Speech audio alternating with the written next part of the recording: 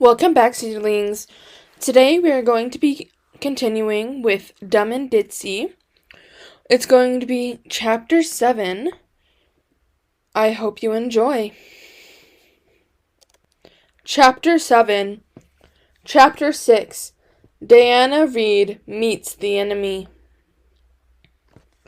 Ugh! Why hasn't he called yet? I want to know his answer, Garcia whined as she sat down on the edge of her bed, her eyes showing her frustration at the situation. The team had gathered in her room to discuss the one thing that was driving her crazy. Reed. Garcia, it's only been a day. Give him time, Rossi said calmly. He shouldn't need time, she snapped back childishly. He's been offered his dream job. It shouldn't even take 5 minutes to figure it out. Now hold on, baby girl, Morgan cut in. We kind of just offered the job out of the blue to him. I'm sure he's still in shock over that alone. In fact, with his history, he might think it's a setup. What? We'd never do that to him. Surprisingly, it was JJ to answer. Her blue eyes looked at Morgan like she couldn't quite believe what he had just said. We aren't cruel people. Reed knows that. Does he? Rossi questioned. He's known us less than a week. Not only that, but I suspect he hasn't told us every encounter he's had with a bully. Trust me, more people than you know that Ted Bundy smile with the same predator instincts. Even if he doesn't think it's a trap, it's still asking a lot of him, Hotch intervened. Think about it. We're asking him to leave his home and move across the country without so much as a by your leave. We're asking him to leave behind everything he knows and loves. But he has so many bad memories here, Emily points out. He might be itching to get out. Just because someone has bad memories about a place doesn't mean it's not home. I had more dark times in Chicago than I'd like to think about, but I still love the city and the people. True, it's not my home anymore, but it's my home away from home, Morgan countered. All right, I get it, Garcia grumped into her pillow.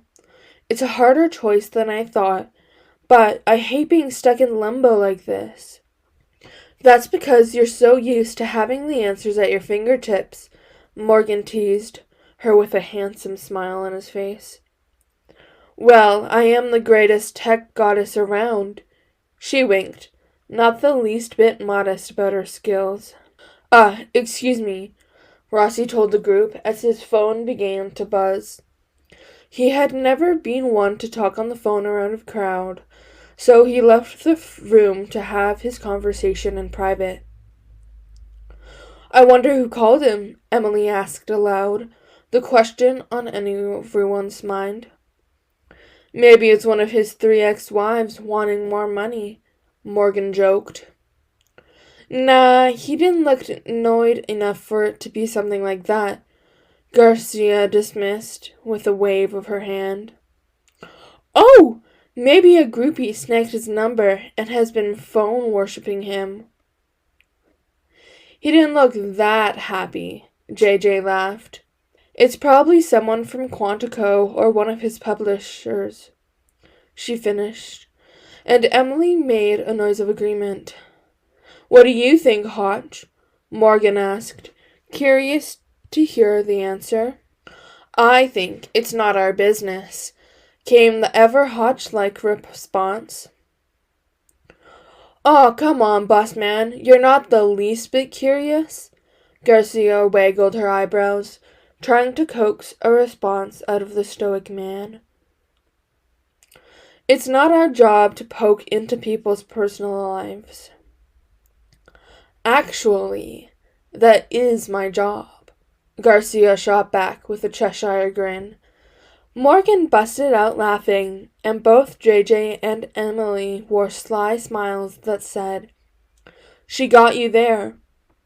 Before Hotch could reply, Rossi returned with an odd look on his face. "Is something wrong?" Hotch asked as the others looked on in concern. Maybe the phone call had been bad news. "I'm not sure," Rossi admitted, his expression never changing as he looked down at his phone. "You don't know? Who was it? What did they say?" Garcia shamelessly questioned. "It was Reed," Rossi told him bluntly. "He told me he's made his decision." "Really?" Garcia squealed. "What'd he say? Don't leave us in the dark. I've been dying to know the answer for far too long." "He wanted to tell us in person and was wondering if we could meet him around 7 o'clock. "I don't see that being a problem. We're done with the case and have nothing pressing to attend to," Hotch replied. "Yeah, I don't understand why you look so concerned," Morgan admitted, unless he indicated the answer was no. The man wondered out loud, hoping that wasn't the case. "No," his voice stayed neutral without. "It's where he wants to meet that has me baffled," Rossi said, slowly, as he thought over the conversation in his head. "Where does he want to meet?" Emily questioned, trying to think of all the strange places Reed might want to meet.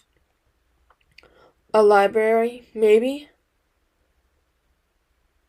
"He wants us to meet at the Bennington Sanctuarium," Rossi told them bluntly, giving them the last location they would have thought of. Spencer shifted nervously outside Bennington as he waited for the team to show up. He hadn't intended for it to turn out like this, but he had to tell someone about his strange morning, and that someone had been his mom. He was careful not to tell her they worked for the government, and her interest had been piqued. Before he knew it, she was demanding to know more about them. He did his best to change the subject, but she wouldn't budge. She was suspicious and worried that these people were trying to take advantage of her child. It took Spencer almost 2 hours to convince her they were good people with no ulterior motives. "At least they're not government agents," she muttered, and Reed did his best to hide his guilty expression. Unfortunately, she caught a glimpse of it, and her eyes narrowed in suspicion.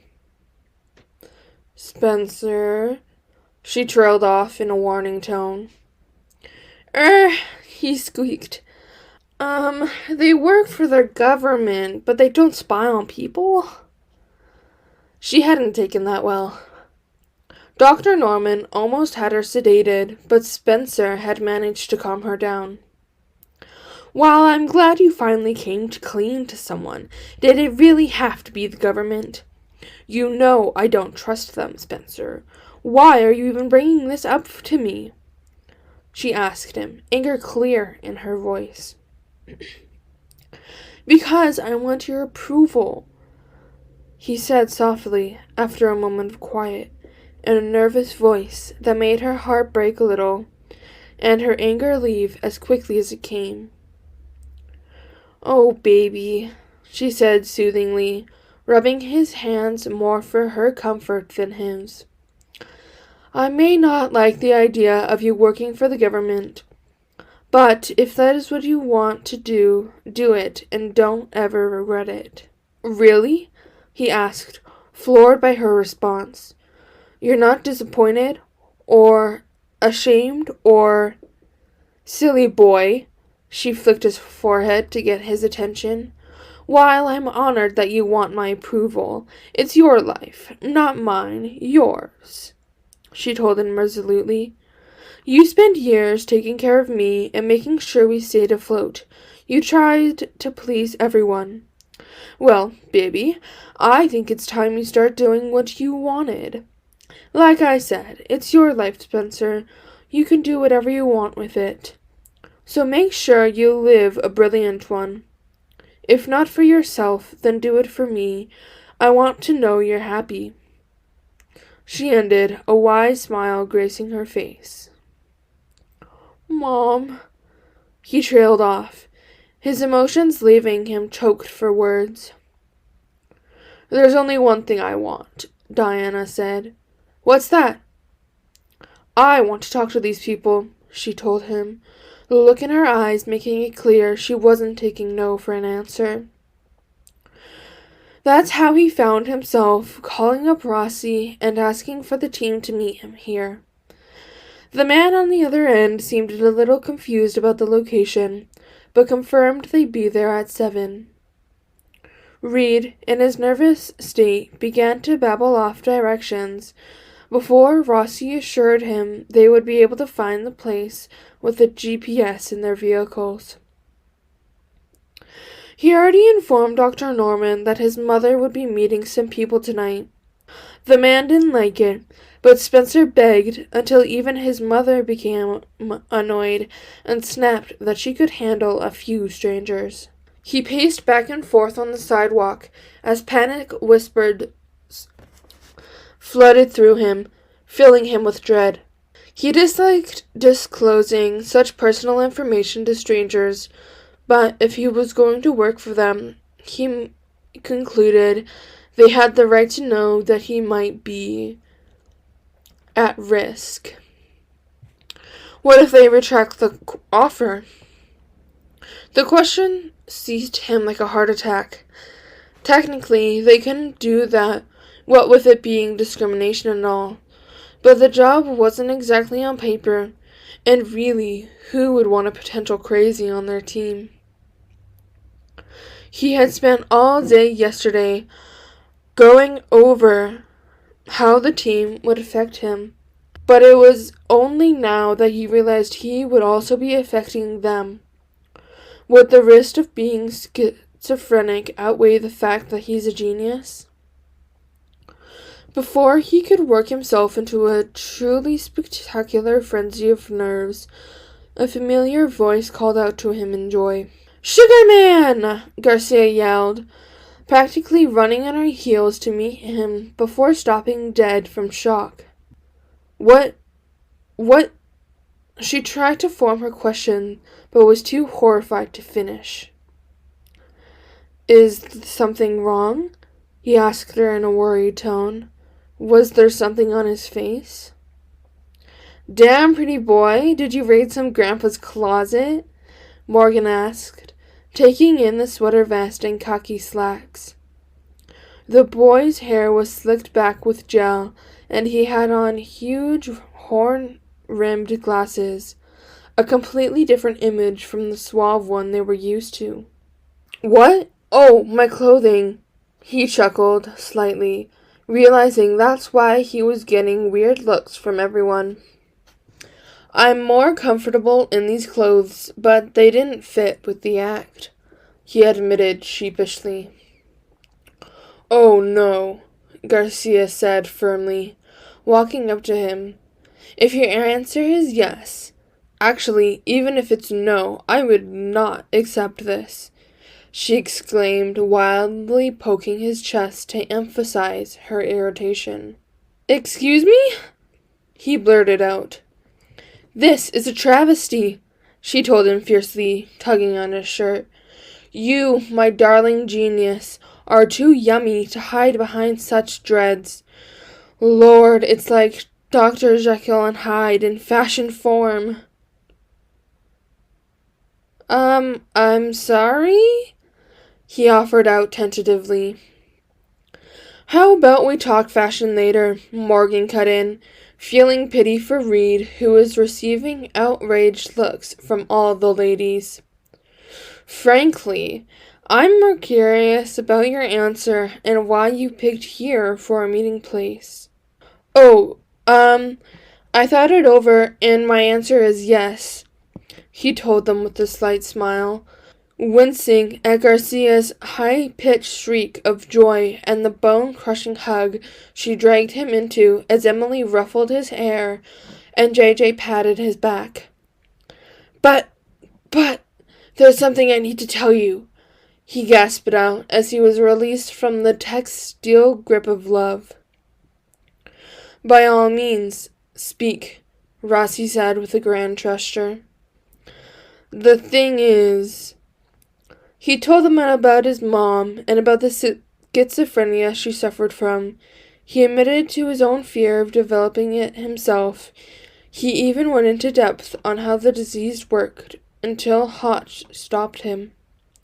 All right, Reed, that's enough, he told the young man after he realized Reed was talking because he was anxious and didn't know what else to do. Oh, Reed said in a sad voice, as his eyes became alarmingly bright and big. It's okay, I was kind of expecting it. Expecting what? Hotch asked, confused. You retracting the offer. I mean, who wants to work with someone who could be a mental patient in a few years? The idea is absurd. Wait, you think I'm taking back the job offer? Hotch asked, to make sure he was following the right train of thought. Well, yes, that is what you're doing, isn't it? Reed asked back, his sad voice becoming confused. No, of course I'm not retracting the offer, Hotch assured him, realizing that Reed took his interruption as a sign that the team no longer wanted him. I cut you off because we know about schizophrenia. Maybe not as in-depth as you, but we have some unsubs. But some unsubs have schizophrenia. So we need to make sure we know the common patterns and thoughts that most experience. Trust me, the offer is still open to you. Really? But in a few years I might be. He stopped himself, unable to say his worst fear out loud, but they all heard it.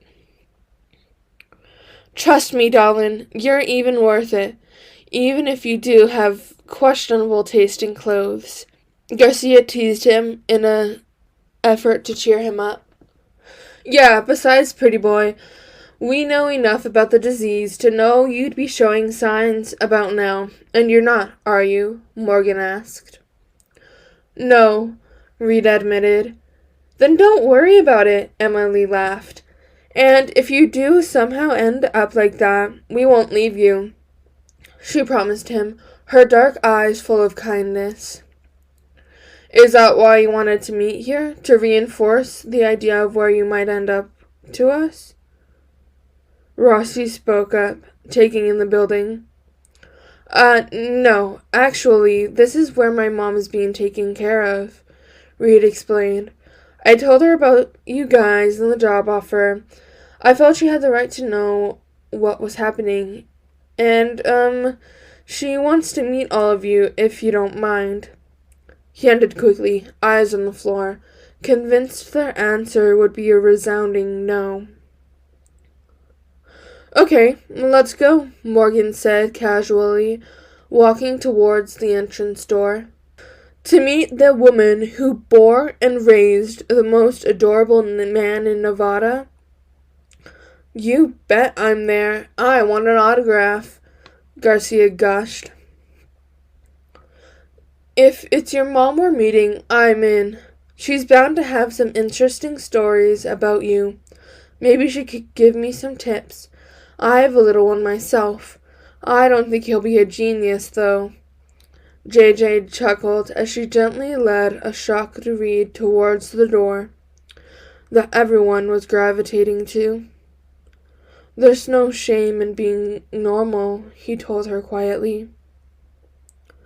There's also no shame in being extraordinary, she replied back in an equally soft voice. He blushed at her words, but made no comment because he was speechless. Meeting up with the rest of the group, he took lead and led them to where Diana was waiting. Before you talk to her, you should know she doesn't like the government, Reed explained. It's in many of her delusions, so please forgive her if she acts rudely. Hates the government, but still gives her blessing for you to join? Rossi asked, with a raised eyebrow before he smirked. Hell of a mother you got there, kid. Mine's Catholic, and she still won't forgive me for being married and divorced 3 times. Yeah, she's great, Reed smiled before knocking on the door and poking his head in. Mom? The team heard him ask. They're here. Can we come in? They didn't hear the answer, but Reed nodded and opened the door fully. He walked inside and gave them a glance to let them know it was okay to follow. Entering the room, they saw a blonde woman with short hair sitting in a comfy chair tucked in the corner. She was wearing a thick bathrobe and held a tiny book in her hands. Though she was nowhere near presentable for the outside world, she had the air of a queen, and Garcia fought the urge to curtsy. Mom, these are the agents offering me the job in Quantico. Agent Hotchner, Rossi, Prentice, Morgan, Giroux, and their technical analysis, Penelope Garcia. Guys, this is my mom, Diana Reed. Reed introduced. A pleasure, ma'am, Garcia said in a respectful tone. Likewise, Diana replied quietly, but her sharp eyes told a different story. Spencer, I left my slippers in the other room. Could you get them for me? Sure, he said, unsure if he should leave, but figured it wouldn't take that long to find a pair of slippers. I'll be back soon. The moment he was gone, Diana let out a tired sigh and sat her book down on a nearby table. Thank you so much for listening. I'm going to be splitting this into 2 parts because it's just so long and I don't want this to end up being like an hour. I think that I will end up splitting the rest of the chapters into 2 parts as well. It's just easier, and I do a lot of my recordings on the same day and then like edit and post them at a later date, and it's just super hard on my throat. I hope you enjoy this part. Bye, seedlings.